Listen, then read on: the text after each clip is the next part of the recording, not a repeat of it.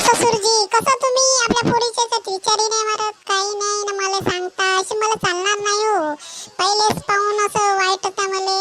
असं नाही करायचं. अरे पोरगी दिली, आता तुम्ही अर्धे नवरे तर झालेच ना, पूर्ण नाही झाले तर तुमची जिम्मेदारी आहे रिचार्ज मारून द्यायचं.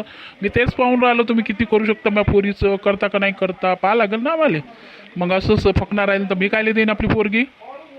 ते तुम्हीच वाटत आहे. तुम्ही नाही का फक्त जावेच्या भरोसा. उद्यापासून तुम्ही म्हणणार किराणा भरून द्या, माझ्या घरी बिल भरा, लाईट बिल भरा, पेट्रोल टाका, असं म्हणायचे होय. म्हणू शकतो मी ना कंजूस माणूस आहे, मला काही फरक नाही. अगर तुम्ही किराणा भरून दिलं ना मी खुशी खुशी भरून घेईन. मला काही टेन्शन घेणार नाही. मी समजलं ना, अगर बिल भरून देणार तर मग लई खुशीनं भरून घेणार. अगर कपडे घेऊन देणार तर लई खुशीनं. अरे पेट्रोल टाकणार तर काही विचारूच नका. बढिया आहे ससुरजी, तुम्ही फक्त माझ्या भरोश्यावर राहा. पोरगीच मागायला नाही पाहिजे होती मी तुमची. अशी कशी नाही मागत, मी तर पोलिसांमध्ये कंप्लेंटच करतो. पूर्ण काढतो तुमचा पैसा, समजले ना. जास्त बोलायचं नाही जावई.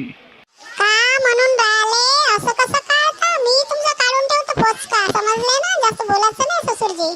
मले काही जमत नाही. माझी पोरगी मागाची म्हणजे मागाचीच. काय मी सतत इथं राहून राहतो येऊन, मला बी टेन्शन नाही. मला चांगला ससूर भेटला मीच तिथे येऊन राहतो.